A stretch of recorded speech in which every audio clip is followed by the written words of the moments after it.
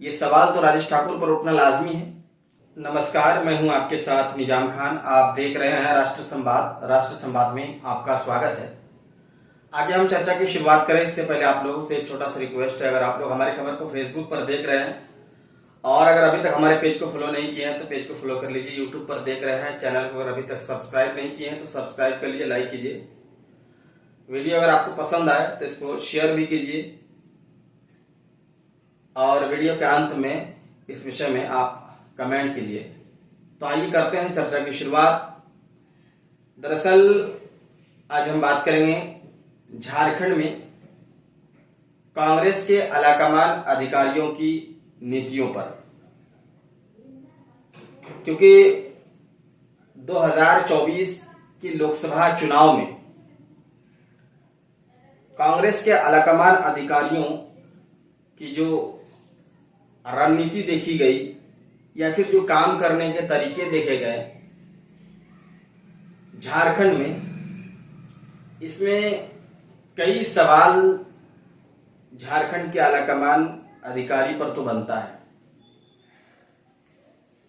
झारखंड प्रदेश के अध्यक्ष कांग्रेस के राजेश ठाकुर का जो काम करने का तरीका झारखंड में देखा गया,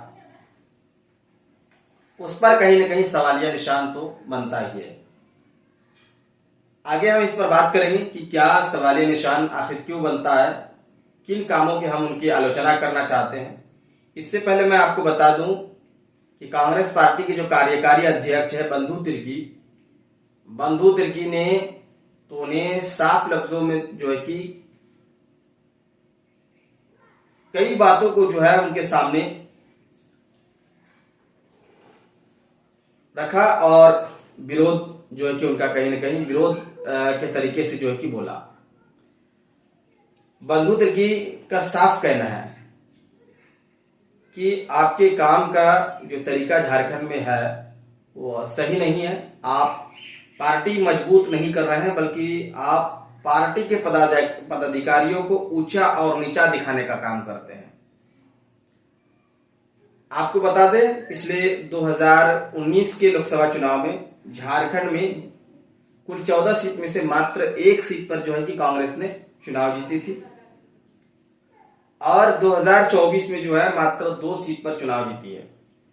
बंधु तिर्की का साफ कहना है कि भले ही हम लोग पिछले मुकाबले में इस बार जो है कि एक सीट पर बढ़त बढ़ाई है, लेकिन इसका कतई मतलब नहीं है कि ये आपके काम के बदौलत ये हम लोग जो है कि चुनाव जीते। ये आपके काम के बदौलत चुनाव नहीं जीते हैं, क्योंकि झारखंड में आप देखेंगे 5 reserve seat, ST reserve seat जो है उसमें से जो है भाजपा एक भी सीट पर चुनाव नहीं जीत पाई। इंडिया अलायंस के खाते में जो है गया, उसमें से 3 लोकसभा सीट पर झारखंड मुक्ति मोर्चा और 2 लोकसभा सीट पर जो है कांग्रेस चुनाव जीती। एक लोहरदगा और एक खूंटी। लोहरदगा से सुखदेव भगत कांग्रेस से और खूंटी से कालीचरण मुंडा। वही झारखंड मुक्ति मोर्चा में जो है राजमहल से विजय हांसदा, दुमका से नलीन सोरेन और सिंहभूम से जोबा मांझी। जानकार यहां भी मानते हैं कि झारखंड में जो एसटी रिजर्व सीट पर जो इंडिया अलायंस ने चुनाव जीता है, उसमें जीतने का कारण यही है कि पूर्व मुख्यमंत्री हेमंत सोरेन के जेल जाने की वजह से जो है आदिवासी समुदाय में जो है कि भाजपा के प्रति गुस्सा फूटा है। इस वजह से जो है एसटी रिजर्व सीट जो है भाजपा इस बार 2024 के लोकसभा चुनाव में जीतने में कामयाब नहीं हो पाई। चलिए, तो पार्टी के अंदर की बात थी जो बंधु तिर्की ने उन्हें कड़े अल्फाज में जो सुनाया कि आपके काम के बदौलत जो है कि ये नहीं जीता गया है और आप पार्टी को मजबूत नहीं कर रहे हैं। ऊंचा और नीचा दिखाने का जो पार्टी के पदाधिकारी है उसको ऊंचा और नीचा दिखाने का काम करते हैं। अब हम बात करते हैं कि आखिर हम उनका आलोचना क्यों करना चाहते हैं। आज के इस वीडियो में आलोचना करने के पीछे मेरा कारण यही है कि 2024 के लोकसभा चुनाव में जो सीट बंटवारा देखा गया उसमें भी जो है राजेश ठाकुर पर कहीं न कहीं सवालिया निशान तो बनता ही है। सबसे पहले हम बात कर लेते हैं हजारीबाग लोकसभा सीट को लेकर। हजारीबाग लोकसभा सीट में जेपी पटेल चुनाव से पहले भारतीय जनता पार्टी छोड़कर कांग्रेस में आते हैं और उनको टिकट देते हैं। उनका पिछले बार जो विधानसभा चुनाव का अगर रिजल्ट देखेंगे और मनीष जायसवाल का आप रिजल्ट देखेंगे और कई रिजल्ट आप देखेंगे तो इससे साफ पता चल जाएगा कि मनीष जायसवाल के सामने जेपी पटेल जो है वो काफी बौने नजर आ रहे हैं। और हुआ भी ऐसा परिणाम कि जेपी पटेल को काफी मतों से हार का सामना करना पड़ा। ये एक लोकसभा सीट की हम बात कर रहे हैं।